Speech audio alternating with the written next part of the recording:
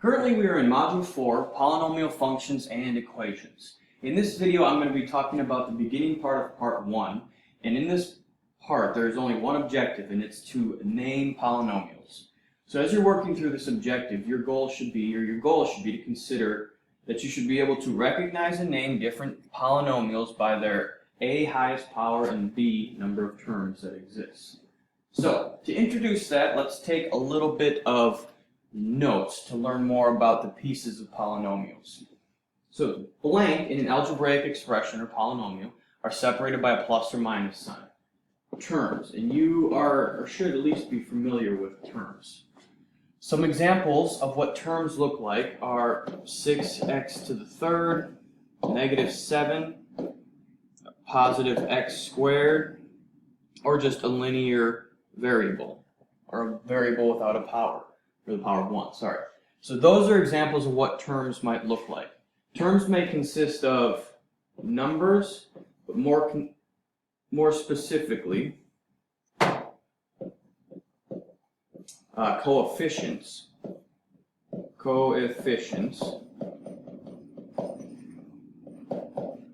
and variables, or both numbers and variables. So they can be coefficients or numbers, or variables, or both. So like for this example, 6x cubed has a coefficient and a variable in it. This one has just a coefficient, and this one just has a variable. So continuing on, a polynomial can be named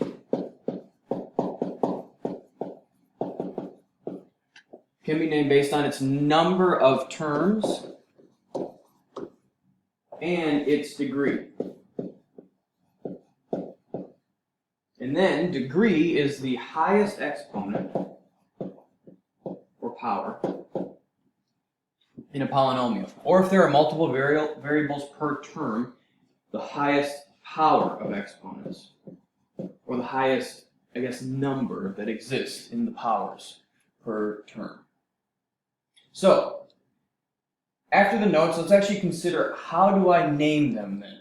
So, first thing to know is that a polynomial will have a first name and a last name. The first name is based off of the highest power.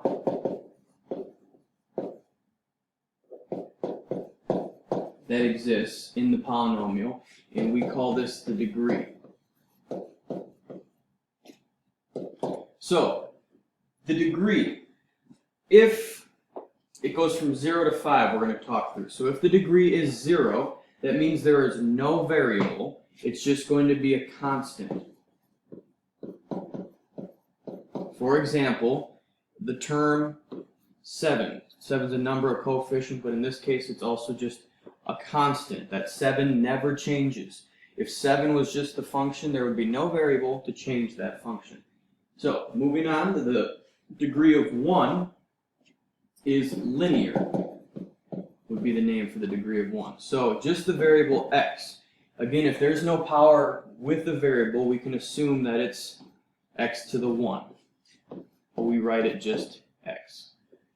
Moving on, from there, the degree of 2 is named quadratic.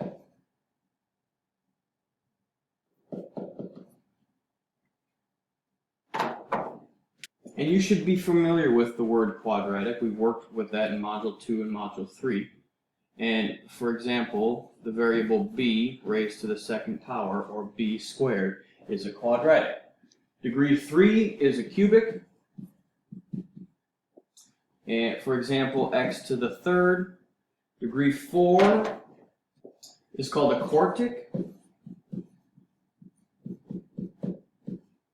So x to the fourth, or we could even do 6x to the fourth. It's all based on the variable and its power. And finally, degree 5 is called a quintic.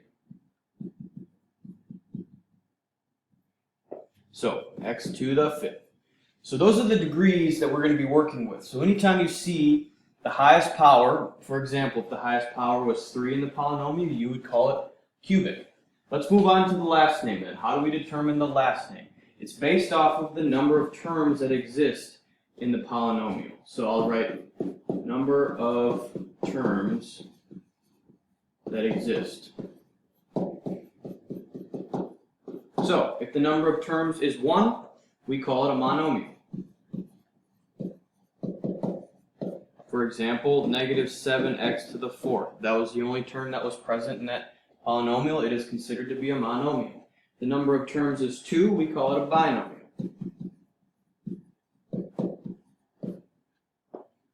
So, if it was negative 7x to the 4th plus 2, call it a binomial. And finally, if the number of terms is 3, we call it a trinomial.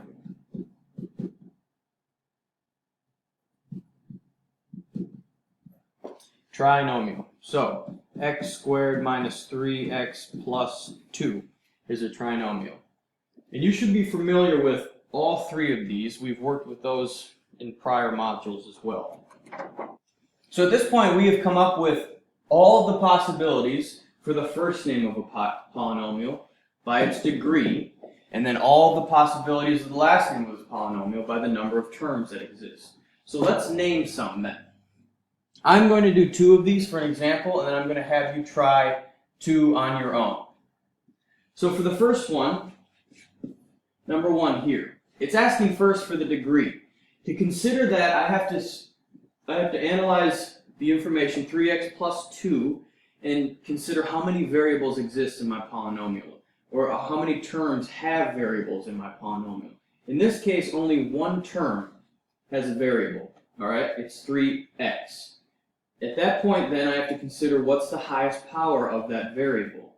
And when there isn't a power with the x, I can assume that it's 1. So the degree here is 1. Which means, and if I go back to my table, if a degree is 1, it is linear. So the first name of this polynomial is linear. Then I look to the number of terms for my last name. Now, for the number of terms, I just count 1, 2. There are 2 terms that exist in this polynomial. So that means that its last name, if I go back to my chart I just formed, 2 terms, it is a binomial. At this point, I am done naming my polynomial. So, to finish this off, I will call this a linear binomial. And I'm done. Let's move on to something a little bit different. Example 4. Same process though. The first thing I have to consider is its degree, or highest power, right here. So, in this case, the difference that exists is that there are 2 terms with variables. Whenever this is the case, I have to consider which term has the highest power and what is that power. So there's a power of 4 here, and here there isn't a power written, but I know that it's 1 because it wasn't written. So 4 is higher than 1, so I know the degree of this polynomial is 4. It is the highest power that exists. Because of that, then its first name, if I go back to my charts, is quartic, right here. So this is quartic. And then finally, the last name is based on the number of terms.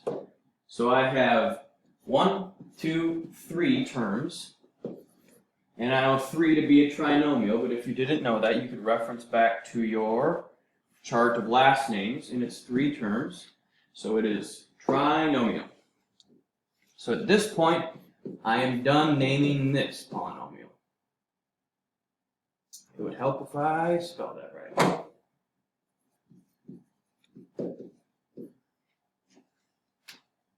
So to finish it off, I write quartic trinomial.